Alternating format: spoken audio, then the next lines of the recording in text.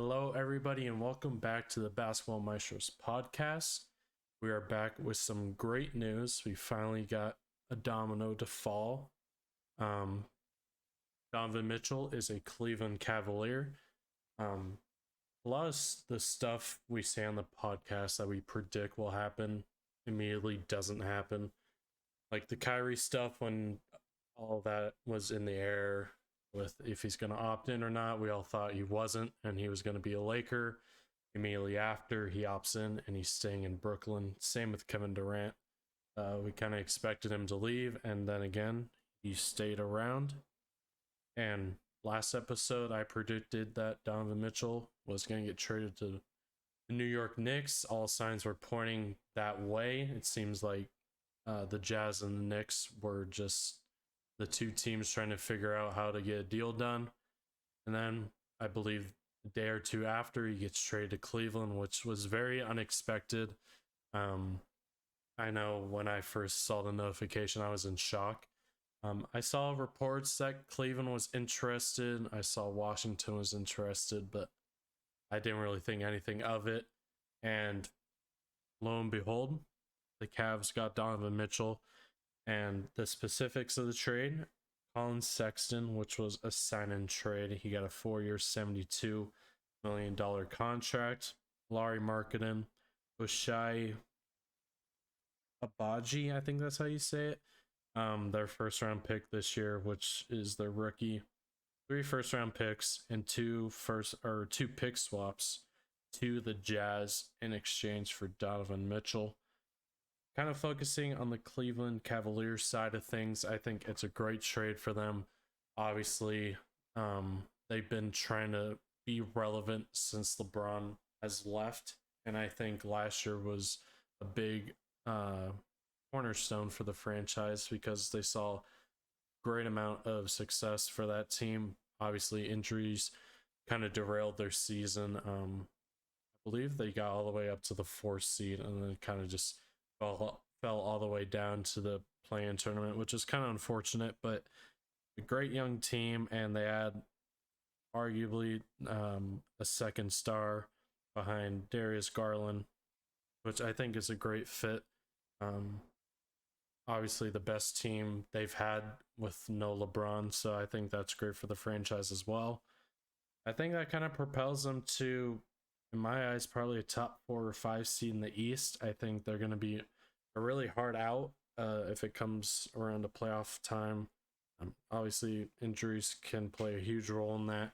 I think this Cavs team is going to be really something to watch. I'm excited to watch them this year. But I'm just shocked that he went to Cleveland. It looked like New York was kind of just bidding against themselves, and they got kind of stubborn with the RJ Barrett thing. The Jazz wanted RJ, but the Knicks gave a hard deadline of Monday of last week to get a deal done. They didn't get a deal done. And it's kind of unfortunate because the Knicks have just been searching for about a decade for the face of the franchise and go again without making a star-studded trade. And I thought they kind of blew this opportunity, but the Cavs obviously took advantage with the Knicks not being able to come to an agreement. And the Cleveland side, I think it's a great deal. Donovan still has 3 years left on his contract. So worst case scenario, you get 3 years of Donovan, which I think is worth the price you paid. You're definitely going to make some noise in the East, and I think the Cavs are going to be a really good team heading into this year. Yeah, so um, as I said last episode, I didn't really keep up with the situation too much. I know that the Knicks were all like the team that was getting mentioned the most. So obviously you kind of expect that to happen, but it definitely, like every trade that's this big comes out of nowhere. You feel like it's just when you see that notification, to me, it was just surprising. Um, Now overall for the Cavs side, I mean, this instantly, boosts them to be more of a contender this year, I feel like. I really am gonna like to see the Donovan and Garland duo. I think that's definitely going to be really interesting to see.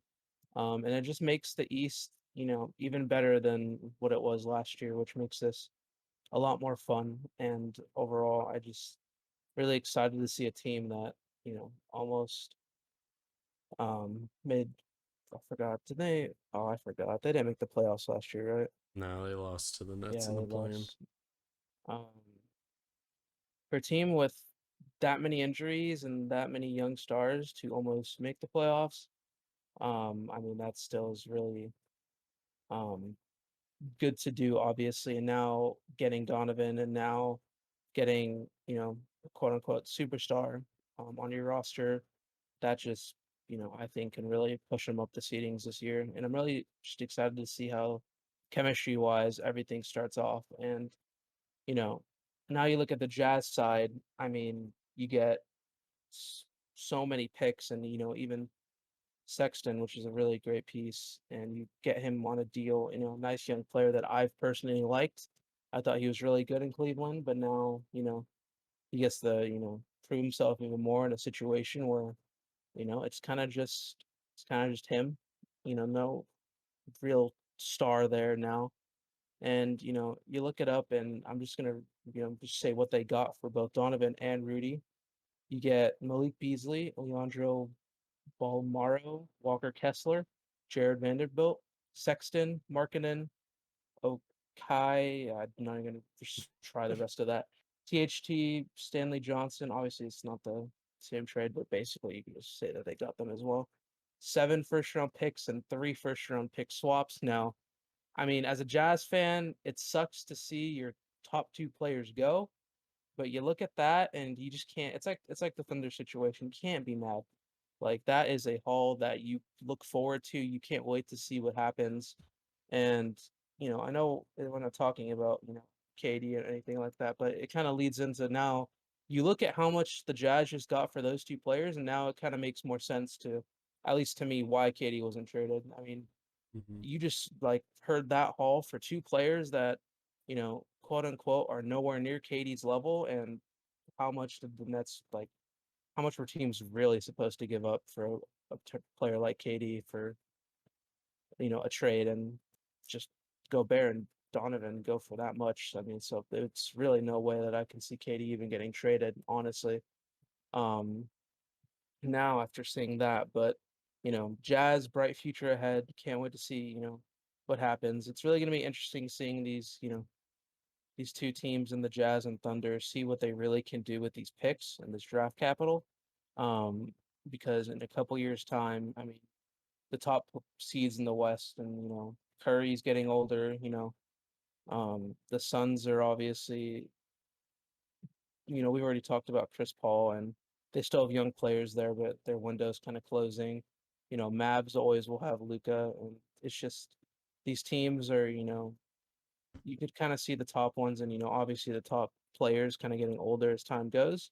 So these first round picks that they're getting, I can't wait to see if they actually hit and make these rosters, and maybe in 5 to 6 years we see the freaking Jazz and Thunder at the top of the West, which would be interesting. Obviously, they're both kind of in like a 2K rebuild mode where they're hoping that they could just get everything and be a top seed in the next 3 to 4 years. But now we'll have to see how it plays out, and especially even if you know they don't they don't want to draft, they still have all those picks to trade for players. Especially how you're kind of seeing in the NFL now, where teams are just saying, "Screw the draft, we'll send you our picks, and we'll get players that we know are already stars in the league." So just definitely will be interesting, but I don't really see a loser in this trade. Both teams benefit from it. Both teams kind of get what they wanted. And just before I end this piece, just more shame on the Knicks. Feel like they were just a little bit too stubborn to give up some certain players. I know that I forgot some of the proposed trade that they had, but I know it involved like the same amount of picks and like RJ Barrett and like Mitchell Robinson, something like that. I forgot the exact trade, but I mean, I don't know. I feel like that the Knicks still should have pulled the trigger. I mean, if they really wanted it. But at the end of the day, you kind of look at both rosters, and I feel like it's more worth it for the Cavs since I feel like their core is just a lot better than the Knicks in my opinion. So definitely was surprising, and I'm just wasn't as crazy as an off season, but you still some crazy moments, and this is definitely one of them. I was not expecting the Cavs at all. Yeah, you alluded to it with the Knicks. They just got a little too stubborn, which I guess comes with negotiations. According to Shams, their last offer was RJ, Emmanuel quickly, 2 unprotected firsts, but Danny Ainge and Utah wanted more, which makes sense comparing it to the Cleveland package now. Um, I mean, Cleveland with 3 unprotected, if I guess 3 unprotected plus pick swaps, I think the Knicks definitely could have done that. Granted, I think the Cavs do indeed have a better younger core than the Knicks, and the Cavs would be better with Donovan in comparison with the Knicks. But yeah, the Knicks just a little too stubborn in my eyes. I feel like they definitely could have gotten this trade off if they were really about it. But clearly, they still believe in RJ and those other young pieces they have around him. And another thing I want to talk about, I think a couple hours after the trade happened, Woj threw this out. At the start of the trade talks in July, New York, keep that in mind, offered Utah RJ Barrett, Obi Toppin, Mitchell Robinson, and 3 unprotected first round picks. And the Jazz said no to that. The Jazz said no to that package, which I find is absolutely crazy. I think that's better than the Cavs package. Granted, they have 2 pick swaps, but RJ and Mitchell Robinson and Obi Toppin, which I think are 3 pretty quality young players. Mitchell Robinson, I really like. Obviously, he got paid this offseason, which he got paid after Utah turned down that offer, which I find is crazy. I don't believe that Utah turned that down, which obviously it's early in July. It's kind of early to make a decision like that, but looking back, Jesus Christ, that's a pretty big haul in my eyes for Donovan Mitchell. But Utah, I think it's going to boil down to what are they going to do with the picks? I know when Danny Ainge was in Boston, everyone was looking at him. What are you going to do with the picks? He had a lot of picks that he was sitting on. When Anthony Davis was disgruntled, everyone wanted him to go after Anthony Davis. Obviously, he drafted Jason Tatum and Jaylen Brown, which were 2 of the probably best picks he's had when he was in Boston. But I think it's all going to boil down to what he's going to do with those picks. And he has a lot. He has a lot he's sitting on. He has 7 first round picks unprotected and 3 first round swaps from Rudy Gobert and Donovan Mitchell, which he has a lot to work on. So it'll be interesting to see how he fills out this roster in years to come, or if somebody else down the line becomes disgruntled and he's able to pick them up. Which, let's be honest, no one's probably going to sign with Utah. So you're probably going to have to make a trade to get somebody of star-ish caliber to come to your team. So this kind of alludes to, once again, the good old LA Lakers with the high aspirations of Kyrie Irving at the beginning, which Lakers Twitter at the time was very high on. We all wanted that to happen. That went away after like a month or so of waiting. So eyes turned to, it was rumored that the Lakers would be a 3rd team in a Knicks Jazz trade. Knicks got stubborn, so that option went away. Eyes turned to the Indiana Pacers. It's rumored that before THT got traded, the Pacers wanted Russ, THT, both firsts, and they take on Daniel Tice's contract, which I believe is pretty disgusting. I think it's like 2 years, 20 something million left on it. So The Pacers wanted us to take on Daniel Tice and give up 2 first rounders and two first rounders and give up a young player in THT, which is kind of disgusting. Yeah, Daniel Tice still has 3 years left on his deal, both at about 9 million each. Not great. Plus, if you take that on, you have Damian Jones, Thomas Bryant, Miles Turner, Daniel Tice, which is just way too many centers that you need. So that option's probably not looking great. Haven't heard much about it since the Donovan Mitchell trade. So all our aspirations have so far evolved to Pat Bev. So that isn't great. But so all eyes are on Rob Plinka at this point. What is he gonna do? It looks like it's either Russ or we give up our 2 first rounders for mediocrity. So I've seen a lot of trades getting thrown around Twitter. That Mike Conley is one of the pieces involved in a deal, which I haven't thought much about Mike Conley, quite honestly. And looking into it, Jesus Christ, is he a horrible asset? He's 36. I think he's owed like 25 million in the last 2 years of his deal. And he averaged 9 points this year and 9 points in the playoffs. So that's obviously not great if you're trading for him in a Russ deal. But you're being forced to give up 2 first-round picks for a package, which I assume it has to start around Bogdanovich.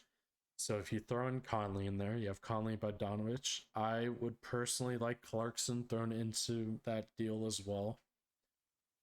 I think it's a non-starter if we're not getting Bogdanovich. I think the wing, we kind of mentioned last episode that the Lakers need wings, and Bogdanovich fits that. He's not a great defender, but he's okay, I guess. He's not a horrendous one. But I think if the Lakers were to get a deal with the Jazz, it has to start with Bogdanovich. But if we really have to take Conley and give up 2 first-rounders, that's just not a good move. I'm honestly in the boat of sadly keeping Russ on the team and giving Darvin Ham a shot at trying to make this thing work, because if you really think about it, Mike Conley is kind of like a mini Westbrook problem. You move a bigger one to get a smaller one. 36 years old, as I said, making way too much money for what he's putting out on the court. But I mean, on paper, skill set wise, he's a decent defender. But I don't know how decent he is now since he's older. But putting up 9 points in the playoffs and the regular season isn't great. And I'm honestly not a fan of that. But that's where I stand right now. It's kind of just Jazz or bust right now. And if the Jazz are solely focused on you guys have to take Mike Conley from us, and we have to give up both our picks in that deal, there's no 1 first. Then I guess you just have to move on and stick with Russ this year. At least give Darvin Ham a shot to figure it out. If not, trade deadline, somehow try to find someone to take Russ off your hands. But that's kind of just a disaster at this point, just to say the least, in my eyes. Yeah, things aren't really looking good for Uh, Lakers Nation. The fact that, we've had, Kyrie, we've had like all these rumors around Healed and all these other, stars around the league. coming to LA and like, oh, who are we gonna get? Who's gonna be that piece? And that now the summer is almost ended, and we are now looking at a deal with Mike Conley involved. It's just Uh, it has really gone down, and really it's overall disappointing. Um, it's not really where you want to be. I know from the Jazz perspective, we're in full rebuild, so we kind of want to get rid of these older players. And it makes complete sense to try to, force those two firsts because you're trying to get that rebuild mode full effect. But I really urge the Lakers, no matter what the package is, please do not give up two firsts for anything that involves Mike Conley. That's just kind of how I see it. uh, Maybe if they had Bogdanovich and maybe, like you said, Clarkson, I still don't think two firsts would be worth that regardless. And I don't think the Jazz have anything for us that would make us trade two firsts. Like obviously maybe some of their newly acquired pieces, but like they're not going to give that up after just getting them and that won't happen regardless. So um it's not looking good. I mean, I don't know what Rob's gonna do. He's gonna have to do something. He's gonna have to make some magic happen. But and if you look at the roster now going into the season, kind of talked about this last episode, it's just not anything close to what I think either of us really want to go into it. This roster definitely has a lot of we've talked about how like, the additions that we've, gotten with Pat Bev, bring upside, but um it's just you look at the roster and you know that if we get one of these two trades, I think we definitely would be better. Um but it just kind of depends what we have to give up to get those trades. So, I mean, I have no clue what Rob will do. We just kind of have to sit here and just pray that uh, things work out. Um, but I mean, if we were to roll into this season with this roster, we're in for another ride, and it's just another one of those off seasons where rumor after rumor gets the hopes up just for the dreams to be crushed. So I mean, we should be used to that, but um, yeah, it's kind of where we're at. so my apologies. Mike Conley's actually 34, not 36, but Same thing. he's still very old. He's owed $46 or $46, $46 million. I wish it was $46. $46 million in the last 2 years of his deal. So that's not great. Making 22 next year, 24 as an expiring. Just please, please, please, please, no two first rounders for this guy. It is definitely not worth it. And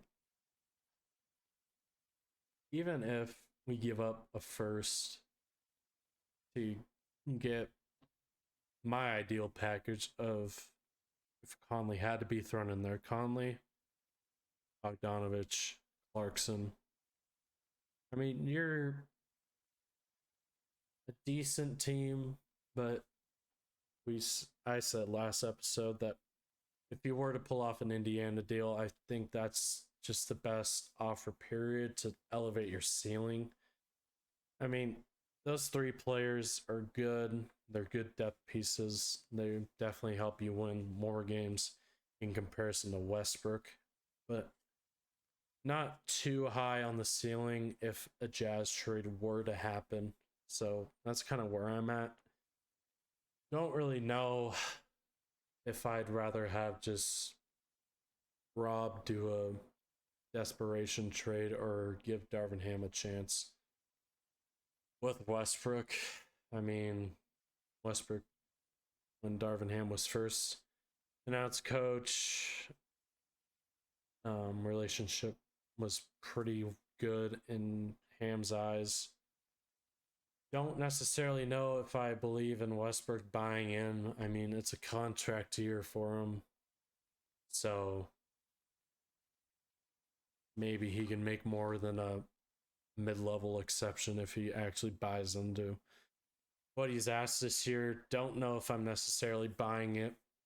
I think he would only buy in just solely based off it's a contract year.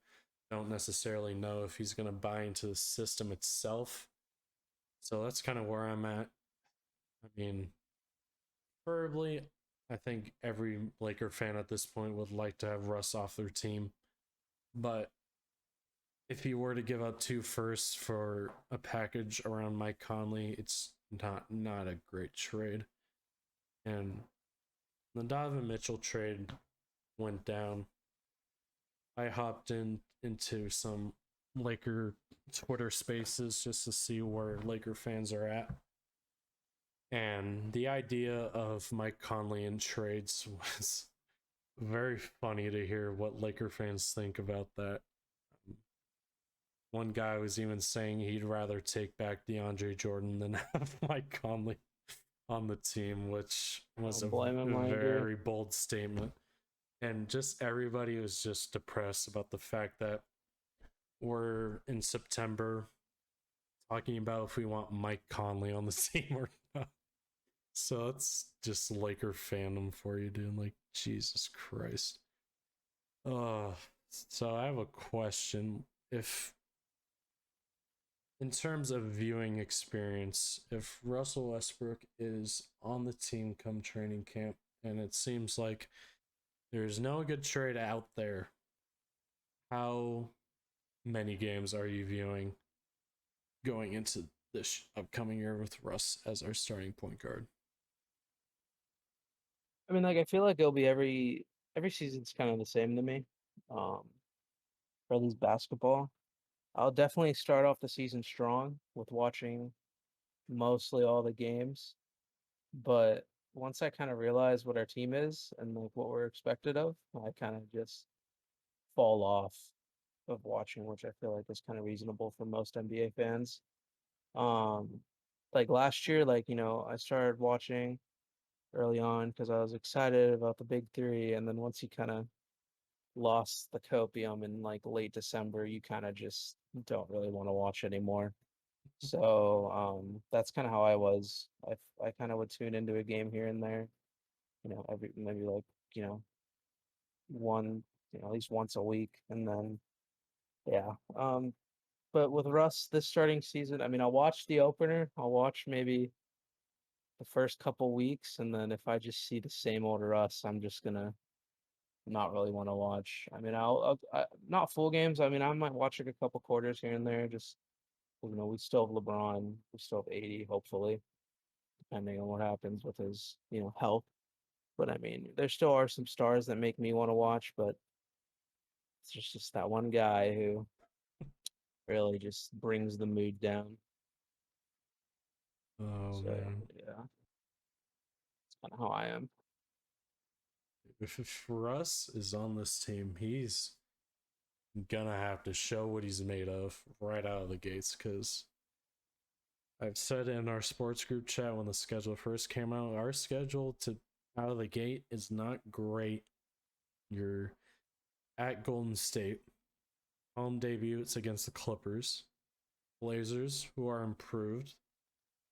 Denver, who's fully healthy. Minnesota, Denver again. Pelicans again. You get the Jazz, and then the Cavs, obviously with Donovan Mitchell, they're going to be really good. Jazz again, and then the Clippers. So, honestly, probably the two guaranteed wins are against Utah, which honestly might not even be a guarantee looking at last year, but hoping that we turn a page that those two games are definite wins. It's going to be very interesting to begin this season. Man, oh man, it's up to Rob to see what he feels comfortable giving up. Obviously, they've said multiple times, it's been reported that they're not giving up 2 firsts unless it makes them contenders, which I don't think. The Jazz trade makes them contenders, but only time will tell. I think if something were to happen, I would say probably happen next 2 weeks, because I believe the training camp starts 27th, I want to say, and then preseason kicks off on October 3rd. So, time of this recording, we're a month away from preseason, which is already crazy to think about, but season is already around the corner. And the Lakers are basically the last team standing in terms of trying to make a move, and we'll see if that move is made. So, yeah, that's kind of where we stand at this point. Donovan Mitchell trade was pretty big shock. Glad we got to see at least one big move out of all the rumors that came about this offseason. So, yeah, that'll about do it for this episode. Pretty short one. So hopefully something happens with the Lakers, whether we get a confirmed answer of whether they're making a trade or not. And latest 2 weeks, hopefully. So we'll see. So if you made it to the end of this episode, thank you for watching. Greatly appreciate it. Make sure to like, comment, and subscribe. Follow us on our socials, Instagram at the Basketball Maestro, same as our TikTok as well. Thank you guys for watching, and we'll see you guys in the next one. Take care.